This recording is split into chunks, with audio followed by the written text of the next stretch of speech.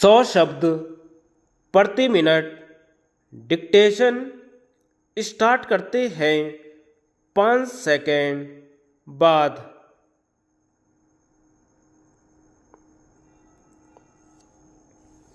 श्रीमान, मैं एक बात साफ कर देना चाहता हूँ इस चर्चा में भाग लेते हुए कि जम्मू कश्मीर को शेष भारत के साथ लाने की जो प्रक्रिया अब तक चल रही है उस प्रक्रिया के आगे बढ़ने की गुंजाइश है, मगर उस प्रक्रिया में किसी को पीछे नहीं लौटने दिया जाएगा। किसी को घड़ी की सुई को पीछे घुमाने का अधिकार नहीं होगा। भारत की जनता यह स्वीकार नहीं करेगी कि आप जम्मू कश्मीर की घाटी को अधिक स्वायत्तता देकर भूटान के उदाहरण के तौर पर किसी तरह का समझौता करें। अगर ऐसा समझौता किया गया तो क्या यह विधेयक सरकार को उस समझौते से रोकता है? नहीं रोकता। गृह मंत्री महोदय ने अपने भाषण में बांटने वाली शक्तियों की बात कही। उन्होंने कहा वह विधेयक लाया जा रहा है बांटने वाली शक्तियों के खिलाफ। कोई अगर भारत का हिस्सा भारत से अलग करना चाहे तो मैं समझ सकता हूँ।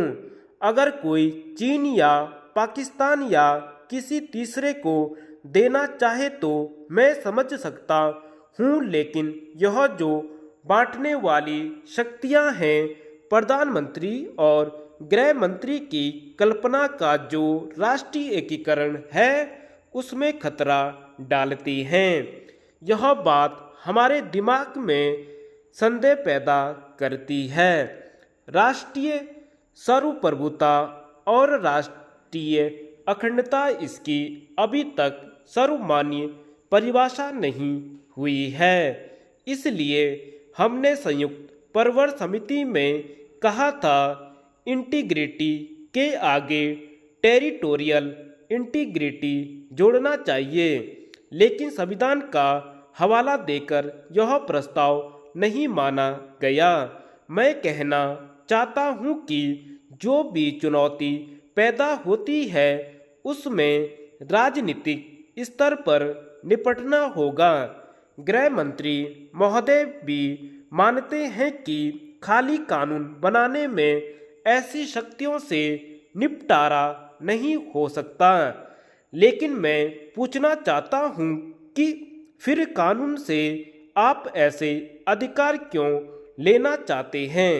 यह विधेयक खाली सेशन और सेशन तक सीमित रहना चाहिए। देश की सर्वप्रभुता और अखंडता के लिए आपकी कल्पना के अनुसार जो संकट पैदा होते हैं उनका निवारण आप राजनीतिक स्तर पर करिए। कोई मच्छर को मारने के लिए तोप नहीं चलाया करता है। देश में भाषावाद, प्रांतवाद और छोटे छोटे स्वार्थ अपना सिर उठा रहे हैं। अगर हमें लोकतंत्र में विश्वास है, देश की जनता में विश्वास है, जिस विश्वास की दुआई राजभाषा विधेयक पर भाषण करते हुए वह दे रहे थे, वह संकटों का निवारण करने में समर्थ होना चाहिए। फिर इस विधेयक को लाने की आवश्यकता क्यों पड़ी, यह स्पष्ट करें।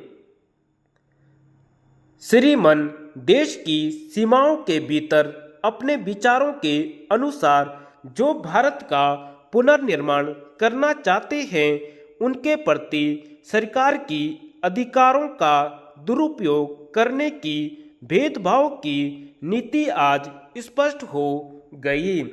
इस विधेयक में कहा गया है कि अगर कोई देश के किसी भाग को भारत से अलग करने का प्रयत्न करेगा, कोई भारत से अलग होने की बात करेगा तो उस पर इस कानून को आपत्ति होगी और कोई अगर भारत के किसी भाग को दूसरे को देने की बात करेगा तो यह भी आपत्तिजनक होगा। लेकिन यह सरकार स्वयं भारत के भाग पड़ोसियों को दे रही है और इसके लिए संसद की सलाह लेना भी जरूरी नहीं है। सरकारी अधिकारी मंत्रियों से परामर्श करके या बिना परामर्श किए भारत की भूमि का दान कर सकते हैं। वह इस कानून के अंतर्गत अवैध नहीं होगा। अब कहा जाता है कि भूमि मिलाना अगर सर्वप्रभुता की सीमा के अंतर्गत आता है तो अपनी भूमि किसी को दे देना यह भी सर्वप्रभुता का हिस्सा है।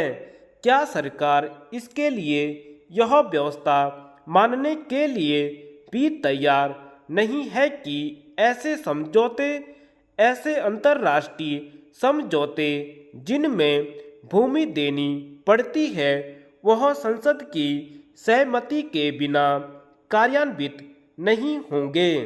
लेकिन यह हमारे अधिकारियों और मंत्रियों को छूट देता है देश की सर्वप्रभुता अखंडता के खिलाफ काम करने के लिए। मगर यदि कोई दल ऐसा काम करेगा तो उसे गैर कानूनी घोषित किया जा सकता है। हम नहीं चाहते कोई दल ऐसा काम करे, लेकिन अगर सत्तारूढ़ दल का कोई व्यक्ति खड़े होकर यह कहे कि जो 1/3 भाग हमारे कश्मीर का पाकिस्तान के पास है वह पाकिस्तान को देकर हमें समझौता कर लेना चाहिए, तो क्या वह इस विधेयक के अंतर्गत दंड का भागी होगा? मैं चाहता हूं कि गृह मंत्री महोदय स्थिति स्पष्ट करें। मैं प्रधानमंत्री नेहरू की चर्चा नहीं करता। उन्होंने एक बार सार्वजनिक रूप से यह अवसर दिया था, लेकिन बाद में पाकिस्तान ने नहीं माना तो उन्होंने वापस ले लिया। लेकिन भविष्य में इस तरह का कोई अवसर नहीं दिया जाएगा। हम 1/3 कश्मीर पाकिस्तान को देकर उस पर से अपना दावा छोड़कर समझौता करने के लिए आगे नहीं बढ़ेंगे।